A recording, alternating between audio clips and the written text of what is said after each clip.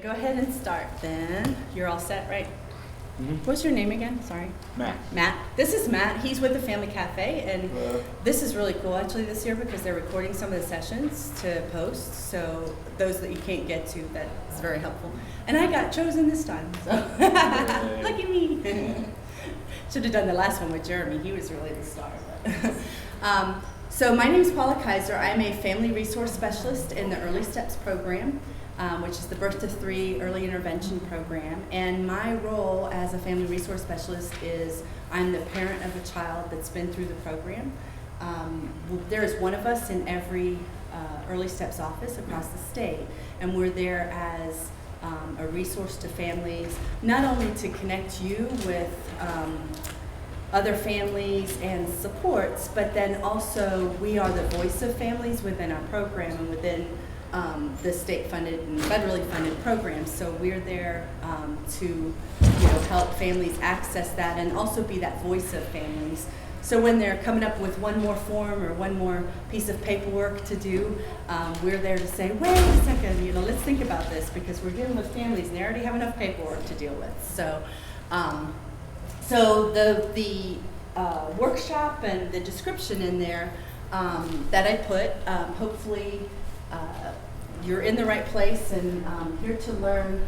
And what we're going to go through in the next hour is I'm going to share with you how to advocate and find the resources to help your child.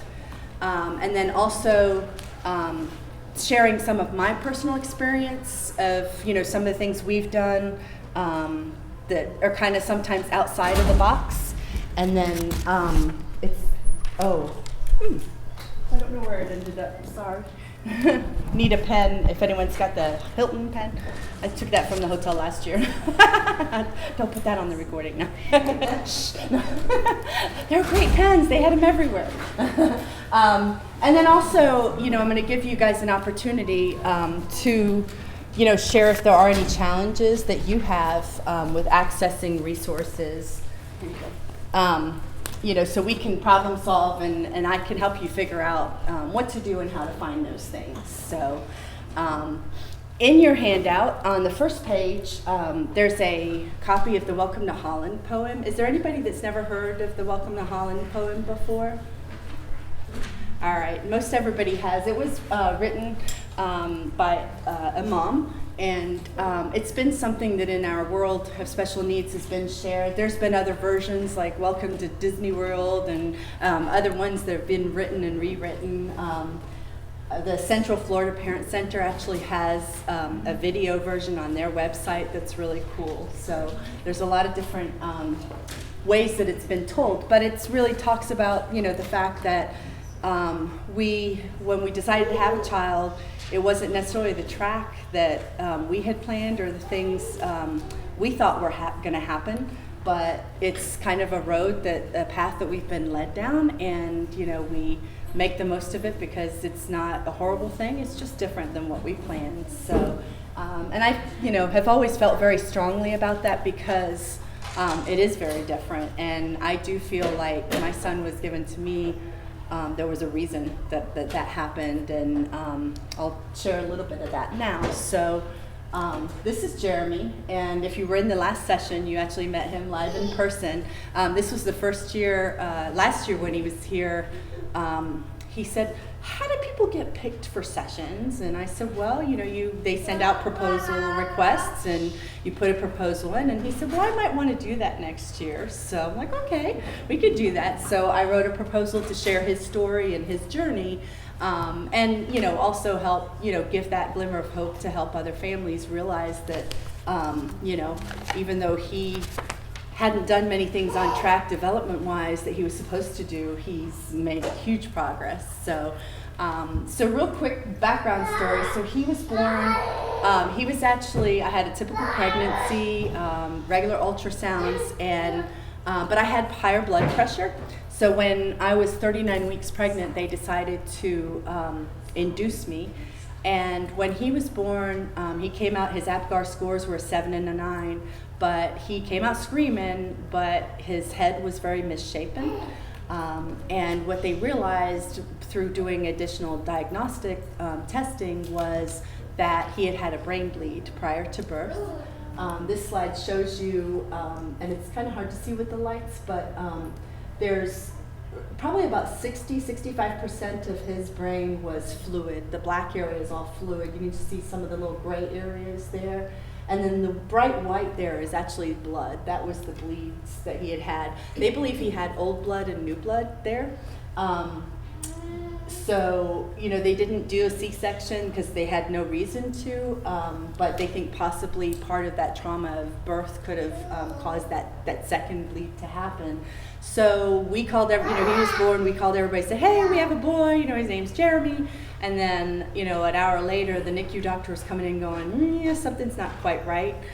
They did blood work, they did CAT scan, which showed these pictures. And then the blood work showed that his platelet count was 7,000, which for a typical newborn, it's usually 100,000. So they actually came in and asked if we wanted to call our pastor, which to me meant, oh my gosh, something bad's gonna happen.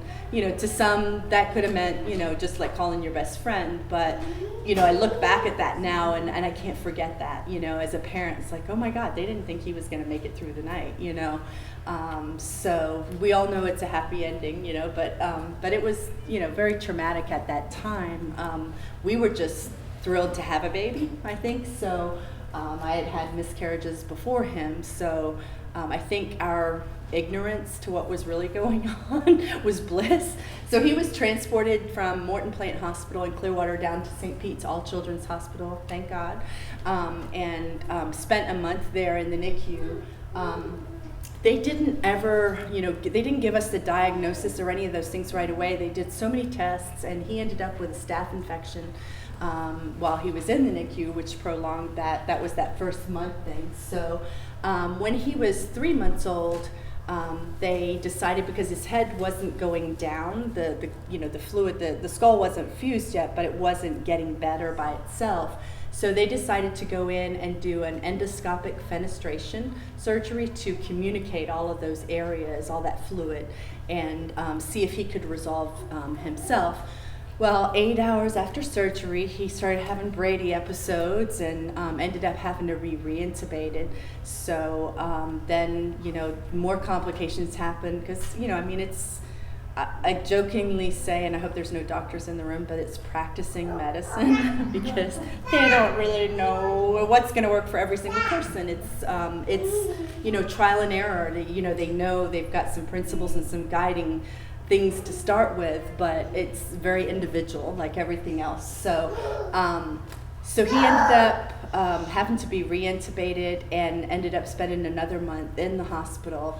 And at that point, then they realized, because he had an external shunt put in, and they realized that his body was not going to do this himself, that he would need a permanent shunt. And, part of me is like, oh my gosh, we went through all of these things, to get to that point. But, the shunt was a permanent lifestyle forever thing. So, as doctors and as professionals, they did that process of elimination, to really get to that point. So they ended up putting in a shunt, which is basically, it's like an overflow drain. You can see here the gray matter that filled in. This picture, the first one that I got really that was like this was in like 2006. So really those first, 4 or 5 years, she's just gonna get by you here. Is this your, okay, move that there for you. No worries. I was thinking we needed a gap anyways. Sorry about that. There we go. So, really that first 3 or 4 or 5 years was really when, that brain development and that key early intervention time was really happening. So the shunt is basically, it's like an overflow drain. He's got this little device up here, and then it's a little tiny tube that drains all the way down into his abdomen, and it just floats around there and it gets reabsorbed down there. You and I, we reabsorb the fluid up here, but for whatever reason, his body's not able to do that. So as you heard if you were in the last session, he calls himself a bionic kid because he's got this little device that keeps him alive. If you weren't here, this is him. We actually took this picture yesterday when we were in the early steps. workshop, and most of the time if you see him around the hallways during the conference, he's wearing headphones because he's very sensitive. His actual diagnosis is hydrocephalus, and then he has mild cerebral palsy on his right side, and then in 2010 started having seizures, so he has epilepsy. And that sensory integration, bright lights, noise, he's very sensitive to. We've done things over the years to try to desensitize that, but it's there. It's not going away. But he's amazing. He didn't walk till he was 27 months old, and didn't talk or eat solid foods till he was about 4 and a half. So, it was a challenge getting there. But if you saw him today, and if you see him in the hallway, he's amazing. He's going into 8th grade now. He made honor roll this whole year, and he's really just overcome. I mean, he still has those challenges and those things, but we figured out how to make that work and how to make everything go. So, as you know, as parents, is everybody here a parent, or are there some that are providers of everybody's parents? Okay, cool. You know that it's all part of those accessing those services and accessing what we need. And as a family resource specialist in Early Steps, our role is to be the family member of a child, but then an advocate for those families. Fiddlers is also another agency that serves 3 to 21, and most all of their offices also have a parent liaison or advocate. There's someone, same kind of thing. So many of the agencies have those parent connections, and I think sometimes when it's explained to families, that we're there to support and stuff. I know for me, I was like, I don't need support. I'm a strong woman. I'm good. But what I've realized over the years is talking to other parents, even families that have children younger than me, I'm always learning from them. I'm always learning from other people, and even my own child. You learn from interacting and. Just being open-minded and getting through those things. So now what I want to do is on the second page, if you flip your green sheet there and the Welcome to Holland, just take a few minutes and, think about, write down in that top box there, if you've had a challenge with trying to get something for your child, trying to access, whether it's services or funding or something. Just take a few moments and think about something, and it might be something that you've already done and you've resolved, and as a group you can share it with somebody else and it may help somebody else in the group, or it might be something that you're still trying to figure out, or it could be both. If you have more than one thing, that's okay. And so I'm going to take a few minutes to do that. I'll try to stop talking for a second if I can. And then there's, I've got some different things I want to go through, but I also want to really make this interactive so that, you get something out of this workshop. So just take a few minutes and let you do that. Everybody has a handout, right? Okay. And there is a sign-in sheet going around too, because I have some additional stuff in the PowerPoint, so I'll email out the PowerPoint if you put your email on there.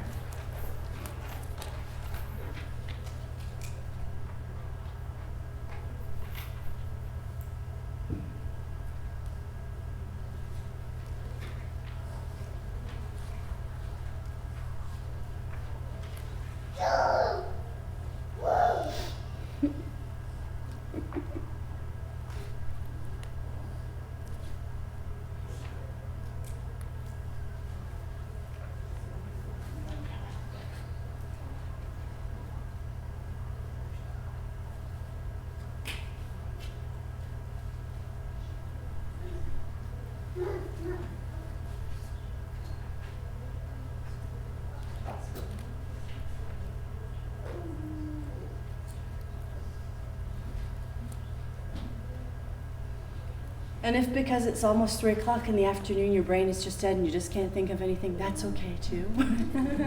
If you want to just draw a smiley face picture, that's okay.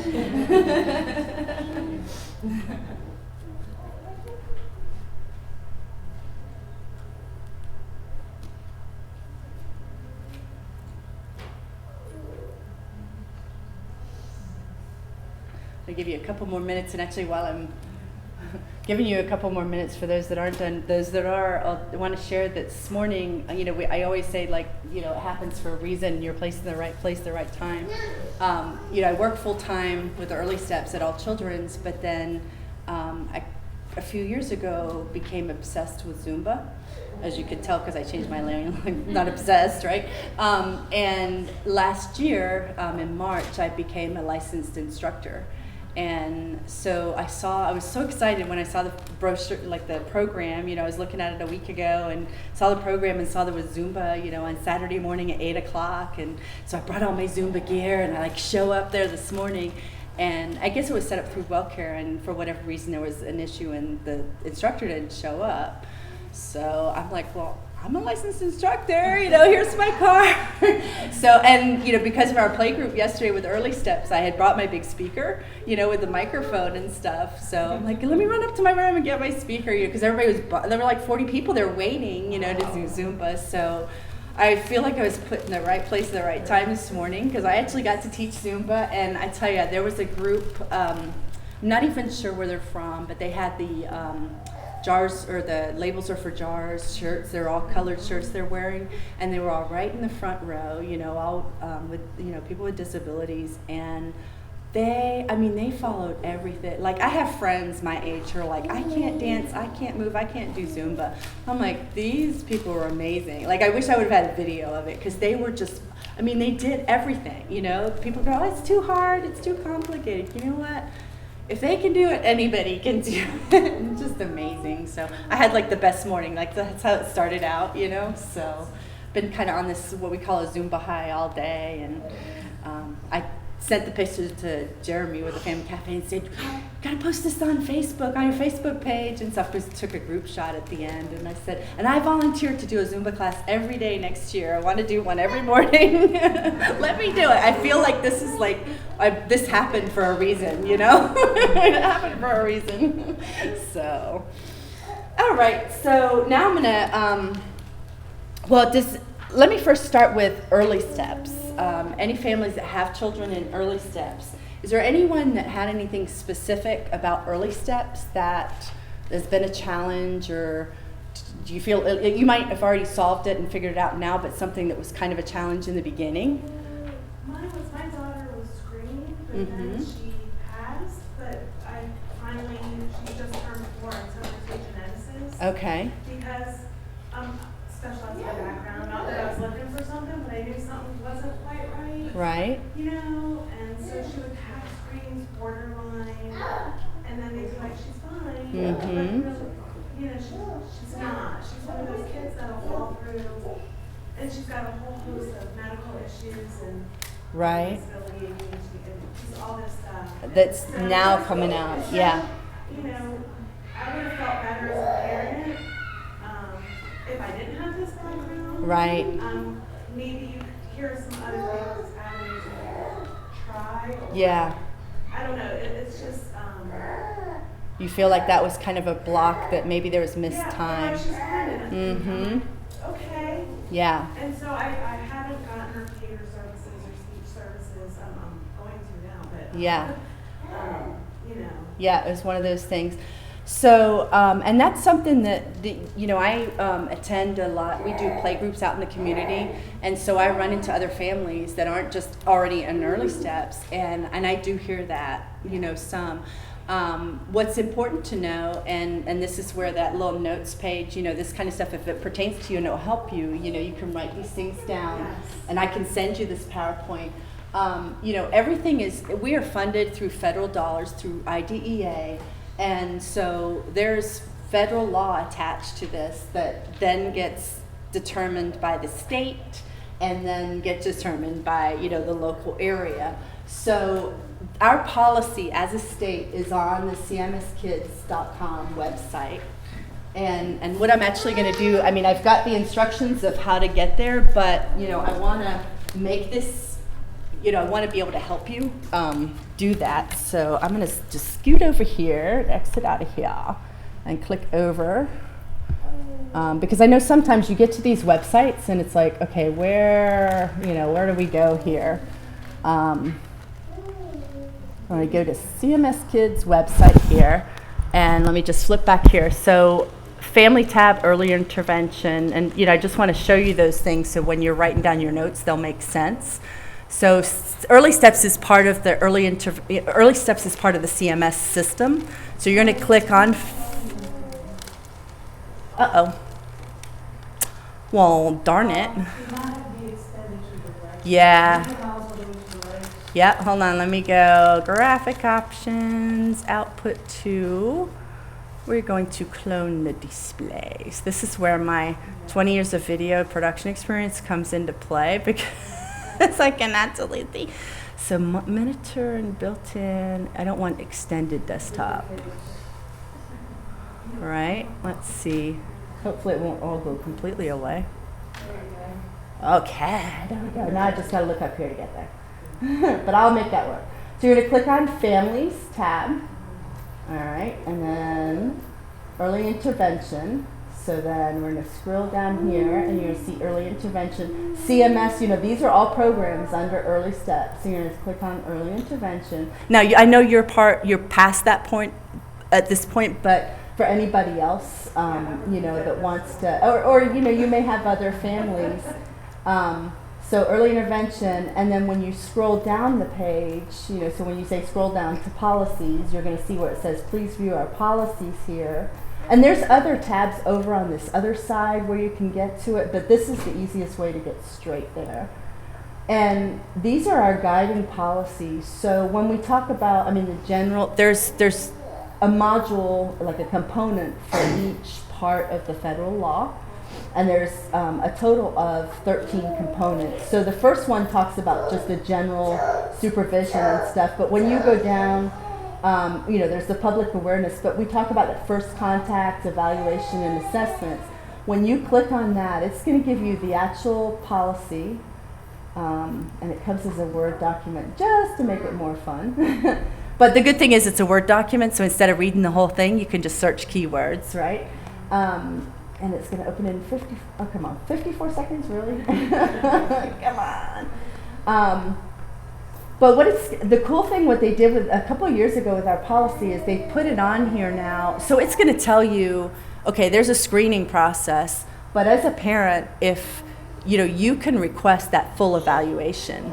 Even if your child passes that screening, you can request that full evaluation. And then that evaluation has scores attached to it. And in most evaluations, a score of 70 or below in one area of development, it makes you eligible, or 78 or below in two areas. So I'm guessing probably the scores were above that, right? Barely, okay. But now, she got reevaluated through the county schools, and she did qualify in the two categories. Gotcha. Now, there's a couple of reasons that it could be. Number one is at every cutoff point, like when she's 24 months old, when she's 36 months, every one of those cutoff points, there's more expected of those kids. So it could just be that it was really, she was in that gray area, because we serve the significantly developmentally delayed children. So as they get older, that gap gets wider.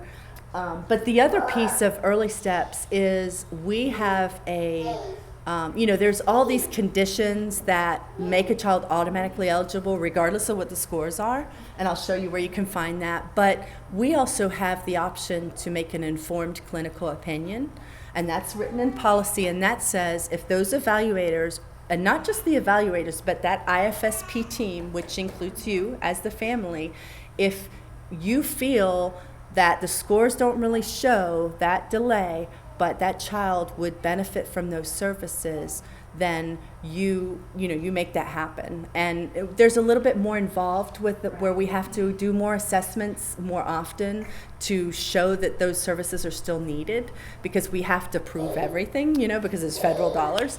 But that's something, and in this, yes. And I'll tell you, here's the problem.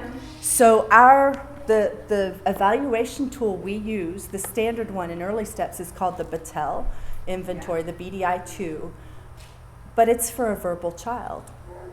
So if you have a child that doesn't speak, it's not going to really work. It's not going to show you what you need. And part of this policy, part of federal policy, and the great thing about our policy is when you go through here and you look and you see every one of these things that talks, and here's that established condition list. You can find it right there. And that gives you the list of automatically eligible conditions. But every one of these things, if you see a little U.S. symbol over here, that means it's a U.S. policy. That means it's the feds, and that is dictated, and there's the link right there to that policy. And if you see a Florida part, then that means, and see where it says here, a standard score and appropriate. That's that, remember that FAPE thing, the free appropriate public education, appropriate evaluation. If a child, that Battelle may not be the appropriate evaluation for that child. And that evaluation team, if it was communication, hopefully they had a speech therapist as part of that, if that was the main concern.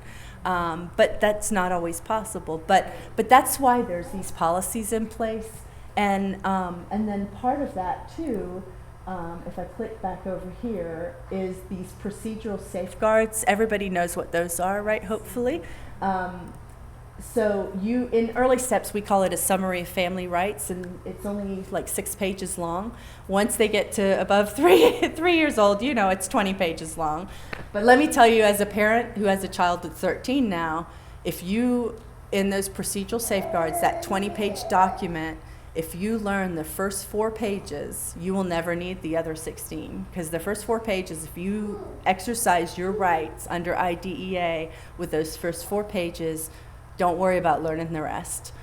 Because there's things in there like the prior written notice, the right to the appropriate evaluation, those things that if you exercise those rights and they're done correctly, then there's no reason to go to the hearings and all those due process and all that other crazy stuff. And let me tell you, I've had to fight for my son for many things with him. With school, we tried to, when he started having the seizures, we tried to get a school health plan in place and a healthcare domain on his IEP. And I sat in a meeting several times, and they would say, nope, that healthcare domain is for those kids are significant, like if they have trachs or they have breathing tubes or things like that. He just has seizure, Individual. And what I should have done in that meeting is said, okay, you're denying writing this domain. Please give me my prior written notice, that's right under my procedural safeguards. Give me my notice that says, Mom requested this and it's not necessary for us to do this. You've got to get that in writing. And I've had families that say, okay, I asked for that, and they said they're going to mail it to me. Once you leave that meeting, it makes you sound like you're a blubbering idiot. Like it makes you sound like you were asking for something unreasonable, So it's important to do that during that time. And that's only because then there's not misunderstanding, And in your case, with the early steps, they give you that prior written notice as part of that, but you could have, if you really felt strongly about that, gone to that next step and requested that independent evaluation that would then probably have been done by a speech therapist that would have been a more appropriate tool for your child. And not that you did anything wrong, but we all learn from these experiences. And let me tell you, my experience with evaluations, Jeremy was evaluated when he was going from pre-K to, sorry, I keep moving on you, pre-K to kindergarten. He was evaluated and with the IQ score and stuff, and he was like 79, like low average was the score. And then I know 3 years later I signed off and said, no, it's not necessary to evaluate him again, because they have to get my consent, to do that. But why put him through more evaluations, more testing, more, we had everything in place we needed. Well, then when we're going to middle school, he had seizures a couple years before. And they were going to do that then again. They were testing specifically like OTPT speech because they were trying to discharge those services. And I asked about the IQ testing, and they said, well, that doesn't change. I'm like, how do you know? You know, he didn't have seizures before. How do you know it doesn't change? And so they did it again. Well, his score, if you looked at the average score that they usually figure out, it's below 70. Like, it would show him as being intellectually disabled. Now, for any of you that were here earlier and you saw Jeremy, who's making honor roll in 7th grade, but the difference is that split. His, the verbal communication, the verbal understanding is like 98. And when they talk about the complexity and the problem solving is like 58.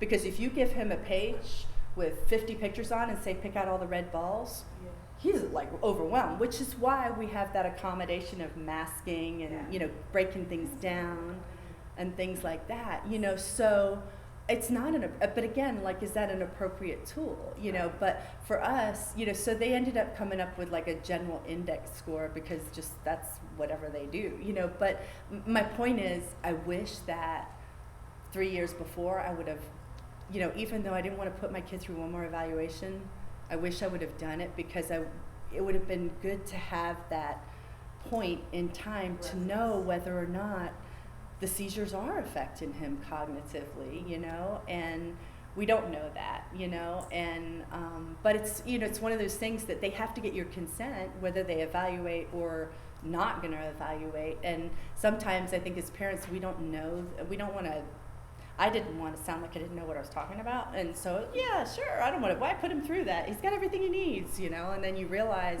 darn, I should have done that. And on the note of the therapies, we haven't done PTOT or speech in school since he was in kindergarten, because quite frankly, didn't want to pull him out of class. We do private therapies. We're now just down to doing PT because we take breaks every once in a while. He gets, you know, burned out. He just starts flirting with the therapist and doesn't get anything done, you know. So we take those breaks. But I have been told for I don't know how many years in annual IEPs that you can't keep, you know, PT consult on there forever. And nobody has yet to produce that policy that says that. And I've asked. I mean, every time they say, we don't need to keep that on there, you know, he's consult, we don't do anything, you know, we just show up and ask the teacher how he's doing. But if you take it off of there and he needs it, I'm going to have to jump through hoops to get it back. And if you're not doing anything anyways, let's just leave it on there. And like I said, for years and years, people have said, you know, every time we do that meeting, you can't keep that on there forever. And I'm like, okay, please show me what policy I want to learn. And nobody's yet to, because there isn't a policy that says that, you know. So as parents, I'm going to tell you, just be cautious when they're trying to take something away, because it's hard to get stuff back. And you know, truly, if and the other part of that is, if they were going to take that away, then you want them to evaluate that child before they take it away to see what progress has been made. So many times I have parents say, and not necessarily early steps, it's more when, you know, their childs have moved on and we're still friends 7 years later, you know, and they call me and go, hey, I had my IEP meeting and they took my PT away. And it's like, well, did they do an evaluation? Well, no, but they said he's doing great. What? Like, you know, I mean, how do you know unless you measure? And even if you measure, you don't know that that tool is perfect for that child. You know, you don't know that that's gonna, and unfortunately, and I think this is hard when our kids are in the birth to 3 range, we focus so much, especially when they're doing that transition, we focus so much on all the things they can't do, that, like, that's what the tools show, is all their deficits, all the things they can't do, that it crushes you as a parent, you know. Like, let's focus on the good things, what they are capable of doing, and, you know, keeping that, but the bottom line is what they can't do is what makes them eligible for services, and that's that fine line. So procedural safeguards, and sorry that I got off on a little tangent there, but as you can tell, I'm very passionate about. I actually, after an IEP meeting, okay, so I'm like a product of the 80s. Remember the Beastie Boys? You gotta fight for your right to party. Okay, so like literally like at midnight, you can find it on my Facebook page. I stayed up with Jeremy's puppets, and I like recorded this, like I wrote songs. I probably couldn't find it on there, but you got to fight for your rights on your IEP, and it talks about procedural safeguards, and I used his puppets. He thought I was crazy, but it's frustrating. I mean, you go there and you sit there and you get told all these things, no, and then you come out and you talk to a parent and they're like, well, yeah, you should have just done this, and it's like, it's frustrating to not, and you can't know everything. Like, I feel like I've learned these things along the way, but I feel like now I know enough to be dangerous, I think, but you are allowed to take someone with you to your meetings, whether it's, in early steps or in, the school system. You are allowed to have access, if you're not sure. And people say, oh, well, I'm in my IEP meeting, but I'm not going to sign the signature sheet. Other than the initial IEP meeting, the signature sheet just shows that you were there. And this is a big misconception for families. Parents think, well, if I don't sign that signature sheet, that means I didn't agree. No, it just means you weren't there. And so if you go up the ladder and you go to some administrative law judge or some hearing or something, and they look back in those records and they see that you weren't there at that IEP meeting, well, you're not involved. No, you were there. So what I learned, and everything I've learned about IEPs, I learned from Central Florida Parent Center. They're listed in the resources I gave you. They are a parent training. They're one of the 3 parent trainings, along with FND and one down in Miami. And I know some of that is switching around now, but there's parent trainings organizations that's what they're there for, is to help parents learn their rights. They don't cost money. They don't charge anything. They're there to, help you advocate for your child. And I've done workshops with them to learn those things. And, I did take someone with me from their organization to one of my IEP meetings, because the one where I told you I was trying to get the healthcare domain on there, and they, for a year said no, and then one of their representatives went with me, and she didn't talk the whole time. She just sat there next to me, and I would ask her a question and stuff, but I felt just that confidence of having someone with me. And I've done that just with friends now, even if they have no clue about IEPs, just to feel like having that, someone there to help you get through it. And, we asked those same questions, and they said no, and I kind of looked to her, and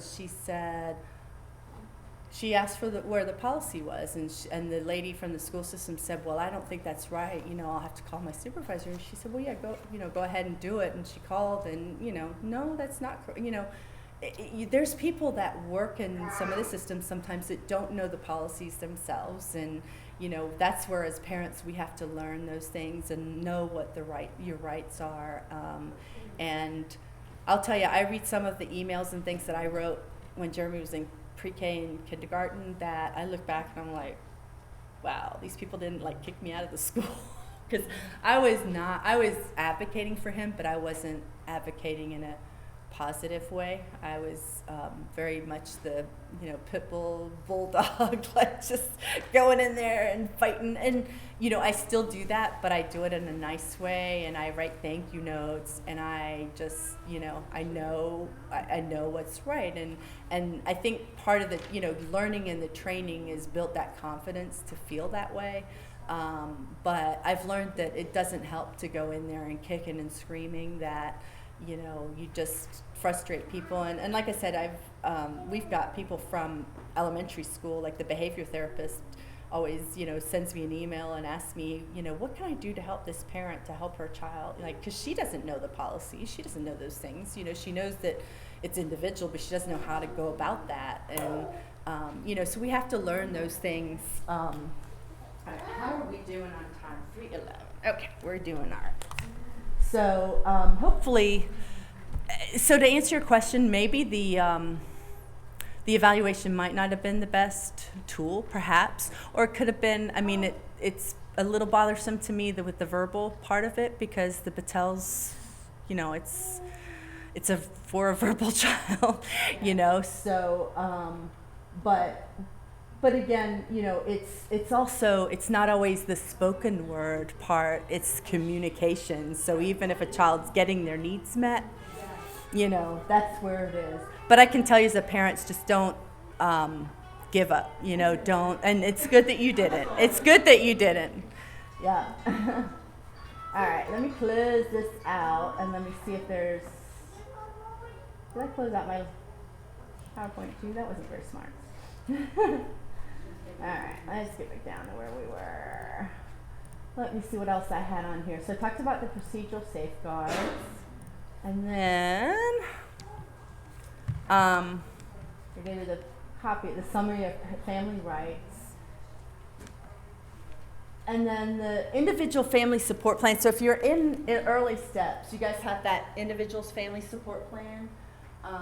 Who has a child right now currently in early steps? And show hands. Okay.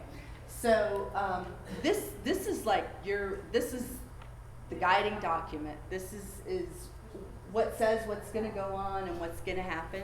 And I'll tell you, so many times parents will call me and I say, okay, well, what does it say on your IFSP? And they're like, IFSP, what's that? That's another acronym for Individual Family Support Plan. We love to do acronyms, unfortunately. And I'm going to give you this, and if you want to write this down, you can. At the top right of every page, it says Form A, B, C, they're letters. If you want to write this down, if you have a smartphone and you want to come and take a picture of this, or like I said, I will email out the PowerPoint to you.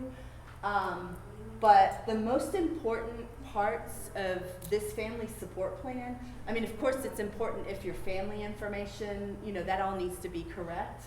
But the most important part is that Form G, that service and supports authorizations. And, that's the part where it's going to say how many times per week, how often, what that service is. Because quite frankly, if you talk to your family resource specialist, or you talk to somebody higher up with questions, they're going to look at that page. They're going to see what those supports are and if they're appropriate for that child. The assessment and the evaluation information is important. Those scores that we talked about, that 70 or below or 78 or below in those areas. And again, in early steps, we have that, informed clinical opinion where we can make a child eligible. It's a little bit more work, which perhaps for that team, that was something they were trying to avoid. I don't know, but as a parent, you're part of that team, and it's important to make sure they're. Okay, that's telling me you got 15 minutes left. Does that transfer over when they're exiting early steps? So good question. So as once they're exiting early steps, then if a child, and this is a very key point, because I'll have families that say, okay, yeah, I'm taking my child to a developmental pediatrician. They're going to get the diagnosis of autism. So when they turn 3, they can get services from the school system. Doesn't work that way. A child has to have a disabling condition to make them eligible for an IEP or for IDEA, and it has to impact their ability to learn, and they have a need for special education. So just a diagnosis alone doesn't necessarily make a child eligible. But that's where it comes back to, again, that appropriate evaluation. And that appropriate part is, that evaluation they're doing does that work for that child? If you look on, and every school district, if you go to Florida, it's FLDOE dot, never remember, it's in the resource packet, but it's the Florida Department of Education. They have the policies for every county. Even though there's federal policies, there's state policies, and every county does, everything's just a little bit different. Most of them are pretty standard. But you can go to those policies and procedures, and you can look up and you can see those evaluation tools that they're able to use. It'll tell you, if it's for communication, these are the ones that they can use. So, and just like with early steps, we have the BDI, the Battelle, but there's other tools we can use, like there's a PLS-5, which is the preschool language. It's a speech tool. And only a speech therapist can use that tool. There's only psychologists can use certain tools, but it's important to learn and know those things. You don't have to. All this is going to happen, But, you know, when you run into your child may or may not be eligible, that's when you got to start digging into these things and going, wait a second, you know, is this right? Is this, and two, on that day that they did that evaluation, did your child have a good day? You know, I mean, if it was just a fluke that they did all those things and they never do them again, you know. So, did everybody get this written down or pictures of this if they needed to? And I can, like I said, I will send the PowerPoint to everybody's email anyway. So, CMS Kids, real quick, wanted to touch on that a little bit. It's, you know, for special health care needs. There's challenges with it, with the eligibility part, but we're under that umbrella, but it's different than early steps. So, again, there's that financial eligibility part. How do you find out about the financial eligibility, like the limits that put you over? It's usually based on the Medicaid, yeah, it's those Medicaid rates, and usually on the ACA, it's listed in the Agency for Healthcare Administration, and they're here too. You can stop by their booth and ask them. And one of the actual things I do have in this PowerPoint, has anybody tried to access Social Security, disability, like supplementary? I have SSI. SSI, okay, you've had to access that. But that's one of those things like where a child can be eligible for Medicaid if they're low income, but then you can also get Medicaid through SSI if you have a child with a disability. And it's different than the low income. There's different numbers. And does anybody have a question about SSI on there? Because I want to, you know, make it geared towards what you, yes. I was just going to talk about the CMS. Okay. We qualified for like a middle range CMS, but we had to demonstrate that we paid like so much in bills. Gotcha. First. Right. I think it's called a safety net or something. The medically that's needy. what I Yeah. just, like, I'm having a difficult time with right now. Not a difficult time, I'm just tapping myself and making sure that I don't make over X amount. So you that do get way the she gets SSI. SSI Okay. Medicaid. Mhm. But I'm like obviously wanting to further my Yeah. financial stability. And Gotcha. so I'm very timid and scared at going forward with making more money. Right. Like 40s, 50s range route. But you get But SSI now, she right? She gets SSI. Okay. She has spina bifida. She has hydrocephalus. She has Gotcha. spinal Curie. She has seizures. She has Okay. all of those things. And so, how do I go about? okay, going so, about and I heard, like, for years, people would say, you should apply for SSI. He should get Medicaid, you know, and every time I would call, they would say, yep, nope, you make too much money, sorry.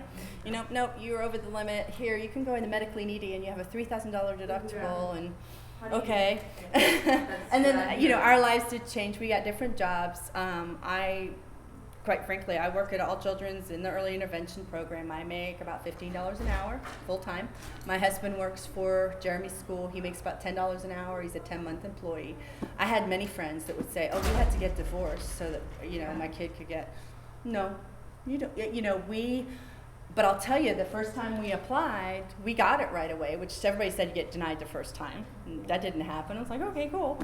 And then like 6 months later, I got a letter that said, oh, sorry, we overpaid you. Now, granted, I was only getting $40 a month.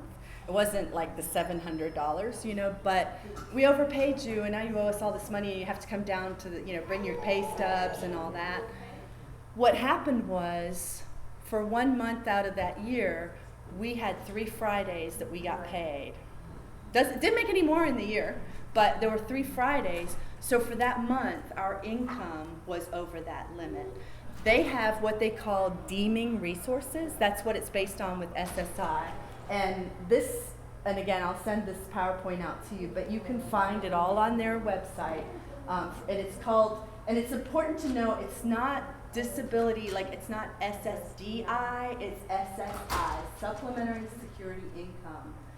And you can find the information on their website. They have a chart so I went down to their office with all my stuff, and they said, nope, sorry, you make too much money. And I said, well, I want to speak to a supervisor, because I was in fight mode of that, you know. And they brought out a supervisor, and she pulls out this little chart, and she's like, yeah, no, you make too much money.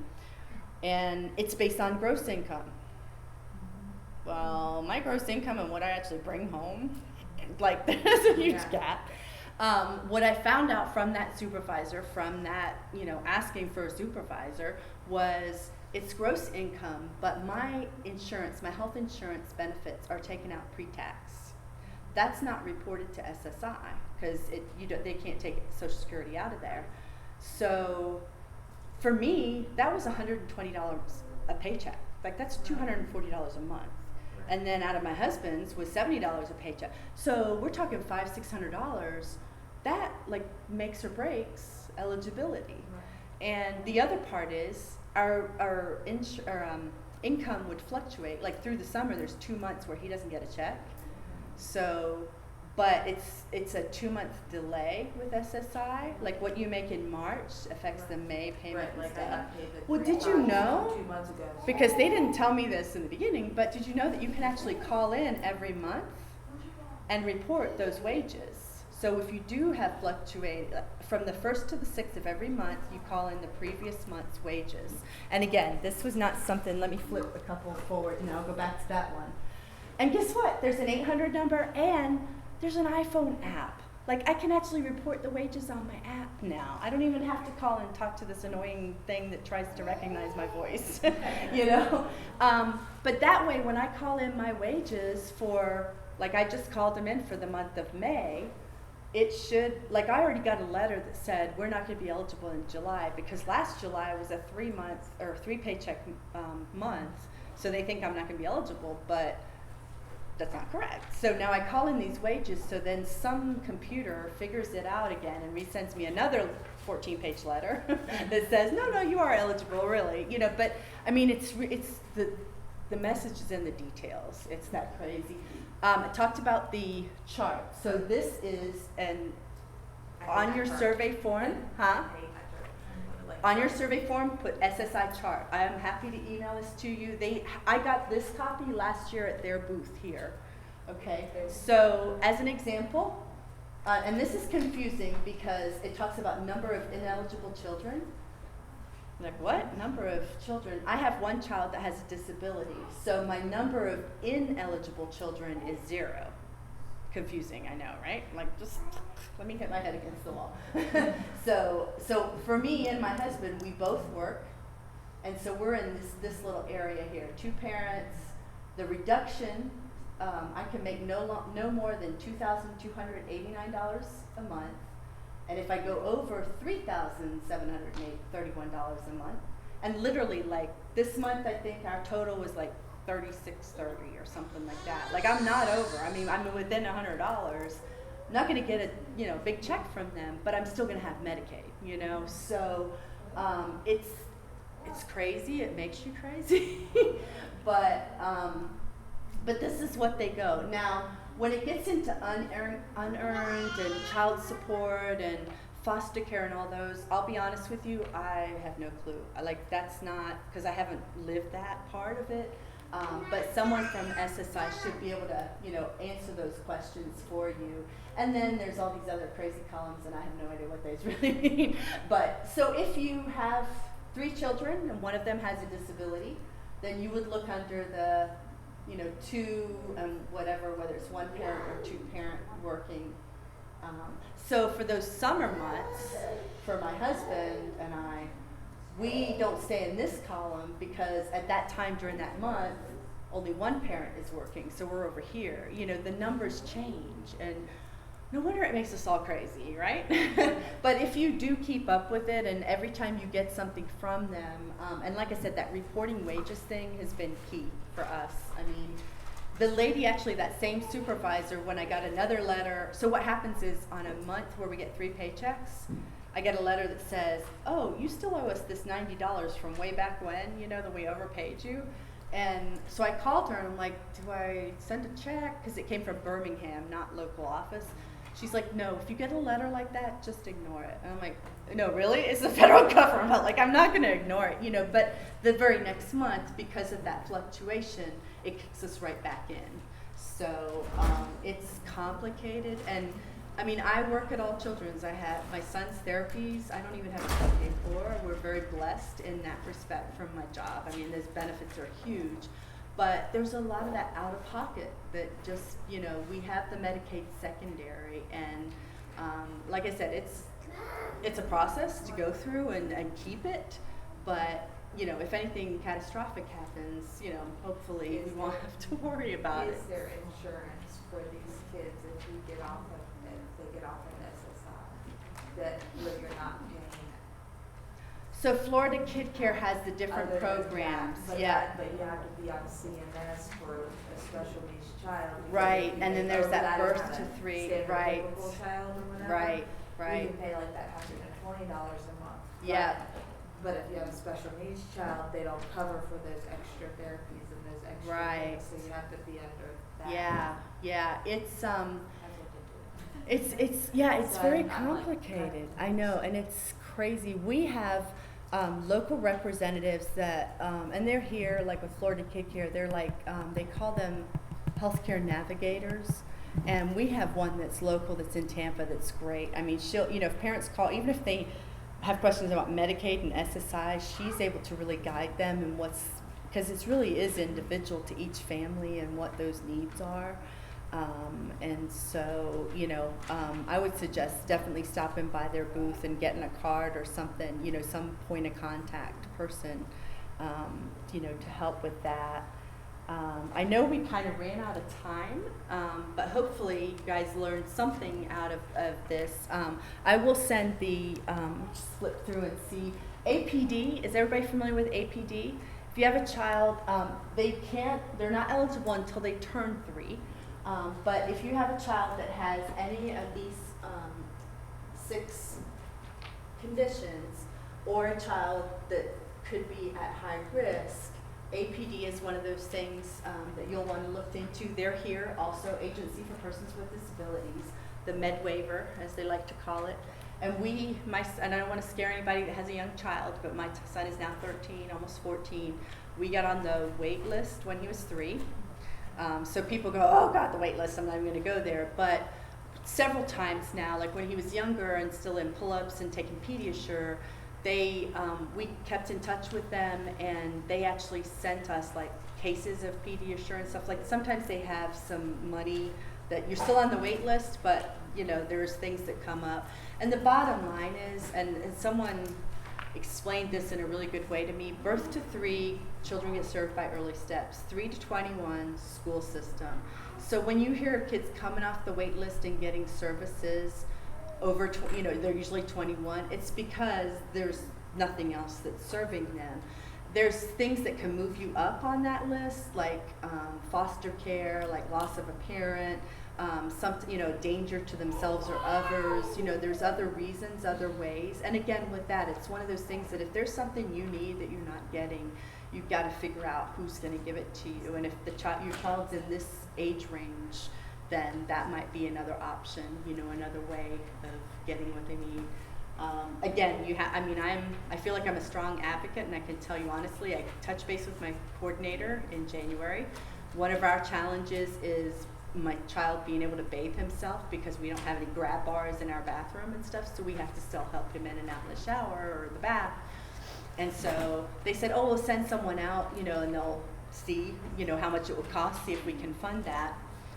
I got busy, and it became like April. I was like, whatever happened with that? Like, I got busy. Life happens, and I'm still, I always do everything in email, and, so I have a paper trail. And I can tell you, I got emails like this long that I'm going to show somebody here. We've been going back and forth, trying to get this done now since January. They'll usually give, in my local community, yes, they'll actually give you funding for a certain amount if it's accessible, like right, for a ramp or for making something. Yeah. And then I think that's the part of it. It's, sometimes we get so busy as parents that you forget about that. And I'm frustrated with myself that I forgot. I actually tried to hand it off to my husband for a couple of months ago. I'm like, can you just keep track of this? And then he started, and she wasn't even replying to his emails. So, it's just, it's frustrating, those systems, that we feel like we're spinning our wheels and stuff. FDDC, real quick, I don't mention, you guys all got one of these books? In your blue bag, there should have been one of these books. If you didn't get one, you can go on their website under Council Resources, and they'll actually send these to you. They're available in English and Spanish. The resources that I printed out for you is part of this book. It's called First Steps, and it's not just for children birth to 3. I mean, it's got stuff in here through retirement and planning for the future and financial stuff. They probably have them here in their booth, but again, you can go on their website. You can request copies of them. I got a couple of boxes a few years ago for our local early steps and give them out to families. They're available in English and Spanish too. They have a lot of good, this is another one that they have that's for parents and caregivers called Easing Your Stress. And they're all on their publications website. So, and this, if you haven't seen it, this is a good resource for, understanding, like if your child's in childcare or getting kicked out of childcare. There's laws that make that, it's not supposed to happen. So, go on there. Ran out of time, but I do have to pack stuff out because I think there's another presenter coming in here. But I don't have anywhere to go other than the dance later. So if you have questions, if I can help, or you can shoot me an email. Leave the survey forms with me if you will, and thank you for coming. All right.